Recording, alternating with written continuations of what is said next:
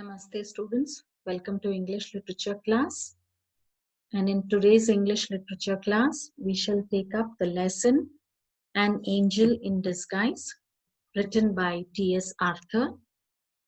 I hope all of you have the textbooks in hand and pencil so that you can mark the words and all the important sentences and its meanings, as well as the literary device which has been marked in between. I hope all of you will concentrate on the reading as well, the pronunciation part, so that it becomes very easy for you to read while you read on your own. This is a beautiful lesson, or this is a beautiful incident which is narrated by T.S. Arthur.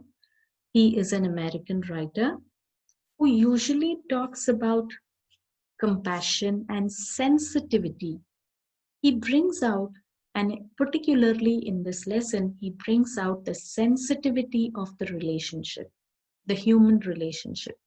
He shows the weakness or the drawback of a person doesn't matter much to show affection and love, and how even being a weak person, a bedridden person, a particular person can become a very important one in the family or to a person. How he or she can have a greater influence in the family or on the person. This is being very beautifully portrayed by T.S. Arthur. Let us see how he goes on very deeply in expressing the sensitive relationship of a girl, of a young girl, with another foster family. Now let's know something about T.S. Arthur. Though he is a writer, a great writer who has written a lot of good work, we'll throw light on certain things which holds an important place. Born in Newburgh, New York, Arthur lived as a child in Fort Montgomery, New York. By 1820, Arthur's father, who was a miller, had relocated at Baltimore, Maryland, where Arthur briefly attended local schools. At age 14, Arthur apprenticed to a tailor. Apprenticed? He was a helping hand. He was assisting a tailor. But poor eyesight and a general lack of aptitude for physical labor led him to seek other work. See, the lack of aptitude for physical labor here means that he was quite weak physically. Obviously, you might think that to become a tailor, there isn't much of hardship needed. But then we are wrong. Tailor is also a hard worker, and you need a lot of physical health, strength, and energy to do continuously the sewing work. So he was unfit, so he had to seek other work. He then found employment with a wholesale merchandiser who later, as an agent for an investment concern, a job that took him briefly to Louisville, Kentucky. Otherwise, he lived as a young adult in Baltimore. Now, few famous books of T.S. Arthur are The Monument, Graham's Magazine, The Widow Morrison, A Leaf from the Book of Human Life, Insubordination, or The Shoemaker's Daughters, an American story of real life.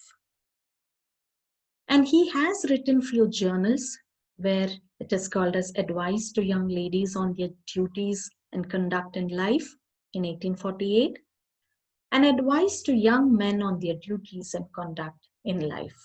So these are quite a major work which is being written by T.S. Arthur. Now let's move on to the lesson. Hope all of you are following with your textbook in hand. Idleness, vice, and intemperance had done their miserable work, and the dead mother lay cold and still amid her wretched children. She had fallen upon the threshold of her own door in a drunken fit and died in the presence of her frightened little ones. Now, idleness, you know, what's the meaning of idleness? Is to be lazy, not doing anything at all, being very idle, not doing anything at all, no physical exertion. Vice? Vice is somewhere called as an immoral habit. Immoral in that way where the lady or the person is not supposed to be, but is having a habit of doing it. You can, on a general note, take it as an immoral habit. And intemperance. Intemperance, it is overindulgence of drinking, to become alcoholic. Overindulgence in drinking, intemperance, had done their miserable work, had done their miserable work, had brought their life to misery. And the dead mother lay cold and still amid her wretched children. So the mother was laying cold and dead. You know, being cold is to not have the warm blood circulation, and the body is dead. The organs are dead. So the mother who's actually indulged in all this, who was actually lazy, who had a bad habit, was extremely in alcohol. So she is actually dead, and she has left the children wretched. Wretched is to just leave them without any aim now. They are completely disastrous now, in a disastrous condition. She is dead and the children are completely clueless. She had fallen upon the threshold of her own door in a drunken fit. Threshold, the doorstep of the entrance. Threshold is the doorstep of the entrance of her own door in a drunken fit. In a drunken fit, where she was completely alcoholic. She had completely drunk and she was dead and died in the presence of her frightened little ones. So she died in the presence where even the children were at home and they actually saw the mother dying there, falling down on the threshold of the door. So the children were obviously frightened. Now, death touches the spring of our common humanity. Death touches the spring of our common humanity. Death here, it's a metaphor. It states what it does. Touches the spring of our common humanity. It touches the values of a human being. Definitely. Death, anybody's death actually is sympathizing, isn't it? Don't we see even a dead enemy very sympathetically? Don't we have a sympathy towards a person who's dead, though we did not like him? We say, oh, so sad, he's dead. Whether he is our enemy, we don't rejoice actually. We actually think of the person in a positive way, at least in the person's death. So death actually touches the spring of our common humanity, the common humanity or the value, the moral value or the inner value or the feeling what we have. Actually, death touches it. This woman had been despised, scoffed at, and angrily denounced by nearly every man, woman, and child in the village. But now, as the fact of her death was passed from lip to lip in subdued tones, pity took the place of anger and sorrow of denunciation. Neighbors went hastily to the old tumble-down hut in which she had secured little more than a place of shelter from summer heats and winter cold. Some with grave clothes for a decent interment of the body, and some with food for the half-starving children, 3 in number. Of these, John, the oldest, a boy of 12, was a stout lad able to earn his living with any farmer. Kate, between 10 and 11, was a bright, active girl out of whom something clever might be made, if in good hands. But poor little Maggie, the youngest, was hopelessly diseased. 2 years before, a fall from a window had injured her spine, and she had not been able to leave her bed since, except when lifted in the arms of her mother. So, as we discussed about death, the story goes on. This woman had been despised. Despised? She was not liked by many in the village. Scoffed at. Scoffed at? They were actually making fun of her. She was laughed at and angrily denounced by nearly every man. Denounced? Just left her. They were, she was criticized. She was actually criticized and just left by nearly every man, woman, and child in the village. But now, as the fact of her death was passed from lip to lip, so it moved on from lip to lip, from mouth to mouth, from people to from person to person. The news spread in subdued tones. Subdued, as I told, how death touches the spring of common humanity. In subdued tones, in the low voice, in a good tone, in a positive way. Pity took the place of anger and sorrow of denunciation. Neighbors went hastily. They actually didn't want to, but they went very hurriedly, very quickly to the old tumble down hut, tumble down, which was in a ruined state, which was almost in a ruined state, in which she had secured little more than a place of shelter from summer heats and winter cold. So it was just a shelter from heat and cold, nothing more at all. Some with grave clothes. So what did these people go with? Some went with grave clothes, those white clothes which is being put up on the dead body for a decent interment. Decent interment for a decent burial. They actually took the white clothes or the grave clothes for her decent burial of the body. And some with food for the half-starving children. Obviously, they understood that the mother is dead and she is alcoholic, and definitely the children might be suffering from hunger. So they took some food for those starving children. And how many were there? They were 3 in number.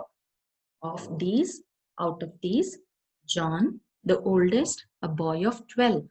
So John was the oldest son, the boy of 12 years, was a stout, a plumpy, stout, short, and a bit plumpy fellow, lad is a boy, able to earn his living with any farmer. So he was quite smart enough, and he would stay with any farmer, and he could definitely earn decent money or anything for his living. Kate is a girl, a daughter, the next child, between 10 and 11, was bright. She was quite active and she was very smart, out of whom something clever might be made. So she was quite smart, and people knew that she could become very useful to anybody who took her, or anybody who actually trained her, who could actually properly bring her up. Then, out of whom something clever might be made if in good hands. So if she is placed actually in good hands, she would definitely prove to be a better person. But poor little Maggie, so there is one more child, or the last one, she is called as a poor little Maggie. The youngest was hopelessly diseased. She was sick. She was completely bedridden. She was sick. What has actually happened to her? 2 years before, a fall from a window had injured her spine. You know, the spinal cord in the back, that's a major organ or the bone which actually keeps your stature or the posture of the body. It helps you to sit properly, it helps you to stand properly, it helps you to bend around. And if that is injured, it's actually a hindrance to the entire body. So she had fallen from the window and she had actually injured her spine. And she had not been able to leave her bed since. So maybe there wasn't a proper treatment given because mother couldn't afford it. So she was completely bedridden even at that young age, except when lifted in the arms of her mother. So here you can actually picture the mother slightly in a positive way. Right from the beginning, there are these adjectives which is being used to her. That is despised, scoffed, denounced. All these are the negative words which is completely used. She was intemperance, she was idle, she was wise, isn't it? Now, here, this sentence actually somewhere tells that the mother actually was taking care of children. See, Maggie could move around except when lifted in the arms of her mother. She could move when mother would lift her. So probably mother was actually taking a little bit care of Maggie.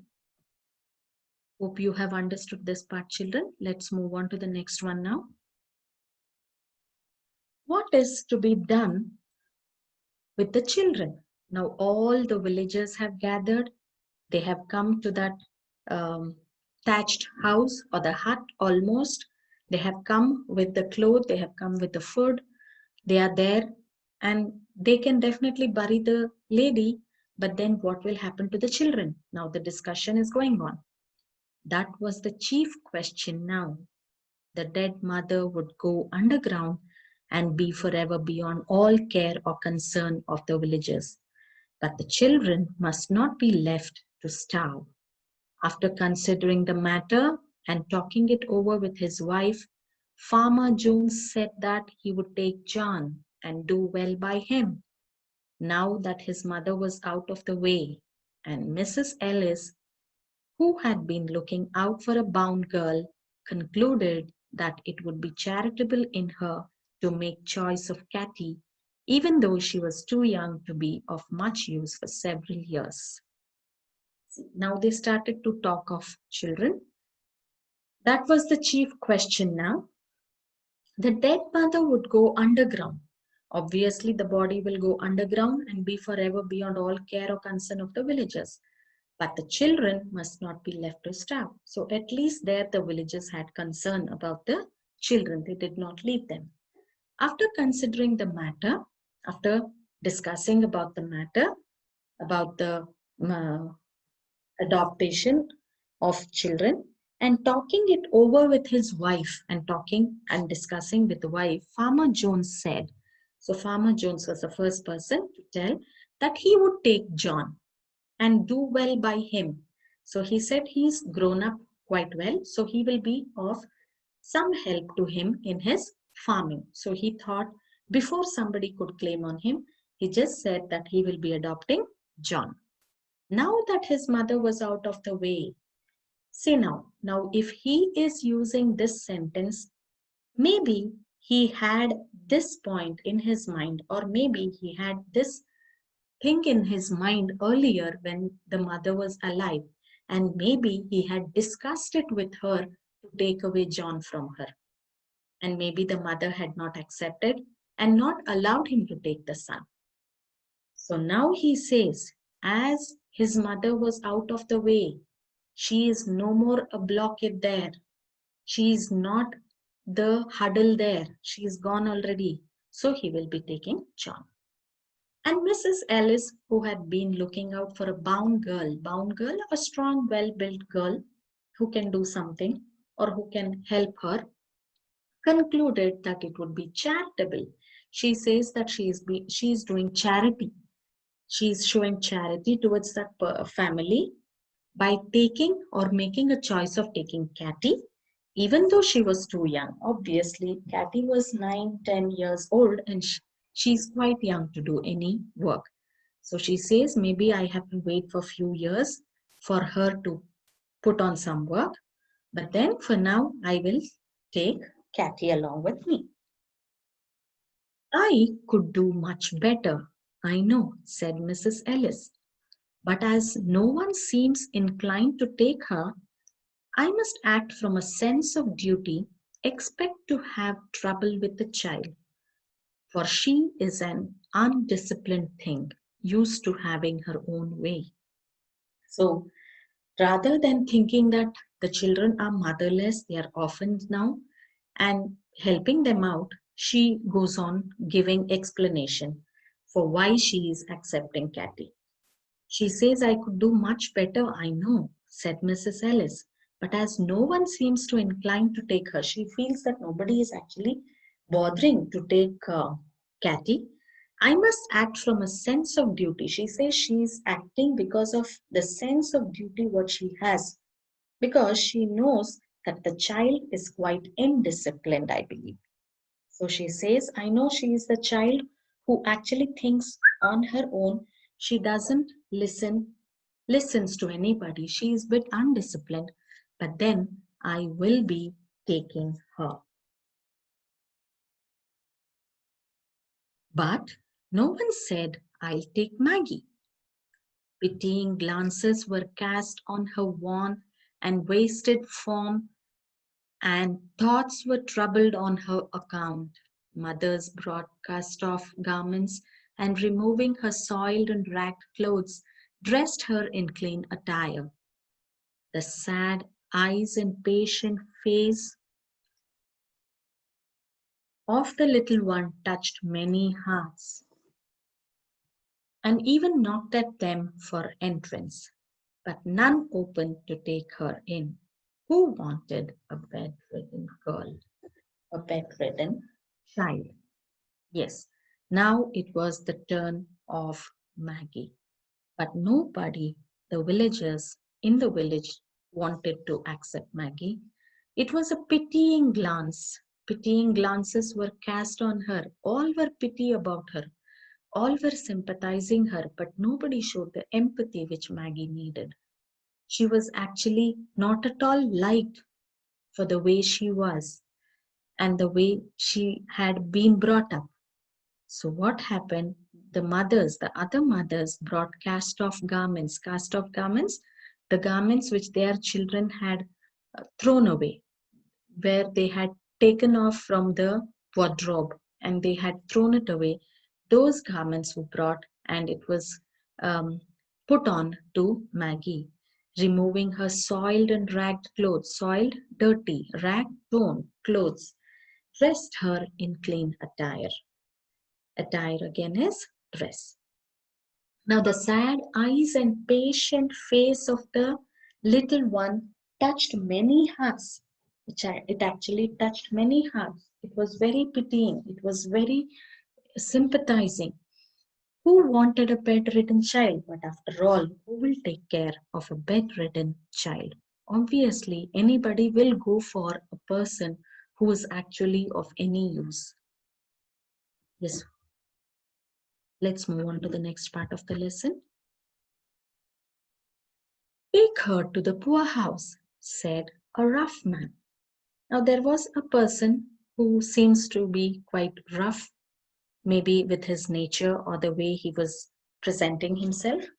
So he said, take her to the poorhouse, said a rough man, of whom the question, what's to be done with Maggie, was asked. Nobody is going to be bothered with her.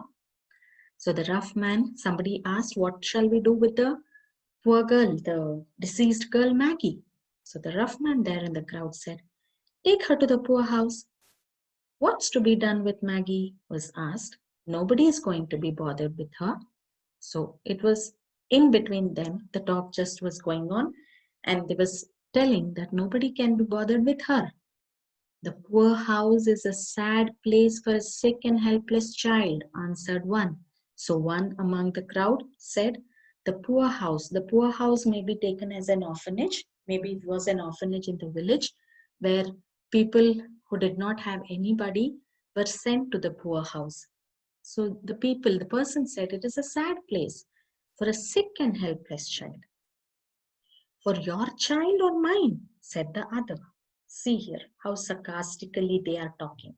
So here it shows that they are not at all bothered. They don't have the human value at all in them. They are not at all empathetic toward the deceased girl. So the person says, for your child or mine, if it was for your child or mine, we should have thought about it. But it is for somebody whom we are not bothered with, said the other, lightly speaking. But for it is brat, it will prove a blessed change. She will be kept clean, so they call her as a brat. She will be kept clean, have healthy food, and be doctored, which is more than can be said of her past condition. So the people are convinced. They say that she can be sent to the poorhouse because she'll be kept clean. They'll take care of her. She will be getting healthy food. And she'll be doctored also. She will be treated also by the doctor, which was not actually happening in her own house and in her mother's presence also, which is more than can be said of her past condition. So they say that it is actually a more or a better condition which can be compared to her previous past. There was reason in that, but still it didn't satisfy. The day following the day of death was made the day of burial. A few neighbors were at the miserable hovel, but none followed dead cart as it bore the unhonored remains to its pauper grave. Farmer Jones, after the coffin was taken out, placed John in his wagon and drove away, satisfied that he had done his part. Mrs. Ellis spoke to Kate with a hurried air.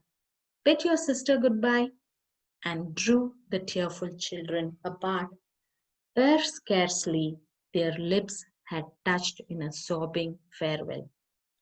Hastily others went out, some glancing at Maggie, and some resolutely refraining from a look until all had gone. She was alone. Just beyond the threshold, Joe Thompson, the wheelwright, paused and said to the blacksmith's wife, who was hastening off with the rest. So here the burial is supposed to happen, and the day following the day of death was made the day of burial. So they decided. A few neighbors were at the miserable hovel. So few people were actually waiting. Hovel is the hut, but none followed dead cart. The dead cart, which was actually pulling out the dead body, nobody actually went behind. As it bore, it was carrying the unhonored remains, the unhonored, the person who was not at all honored, who was not at all paid respect at any point of time, unhonored remains to its pauper grave. And the person was actually going to grave who was pauper, who was with nothing at all, not even love of people.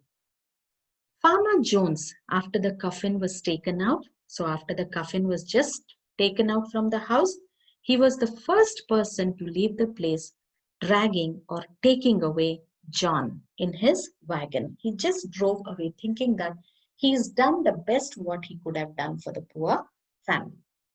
He did not think of even the other children because they are siblings and they have to talk to each other and they have to meet each other, placed John in his wagon and drove away, satisfied that he had done his part. Now, Miss Ellis spoke to Kate with a hurried air, in a, in a hasty way, in a hurried way. Bid your sister goodbye. So she asks her to tell goodbye to her sister very quickly and drew the tearful children apart. They were actually in tears and they were just pulled apart. Scarcely apart ere scarcely their lips. Even they were not given time to speak to each other. And touched in a sobbing farewell. They were doing a sobbing farewell. Hastily others went out, some glancing at Maggie and some resolutely refraining. Some purposely did not want to look at her because they had the pity, but then they were not able to take her. They were not ready to adopt her or take her home from a look until all had gone. She was just left all alone at the house. Just beyond the threshold, Joe Thompson, the wheelwright, a person who actually fixes all the wheels of a cart or maybe the carriages or the wagons. He was a person who was doing that profession. That was his profession, to fix the wheels. The wheelwright paused. So he paused, stopped for a while, and said to the blacksmith's wife, there was the blacksmith's wife there, who was hastening off with the rest, who was actually running off with the rest. She was also very hurriedly running out with the other women. It's a cruel thing to leave her so. So the Joe Thompson person, he's actually showing empathy towards her. He is actually feeling very bad to leave that poor girl all alone in that house.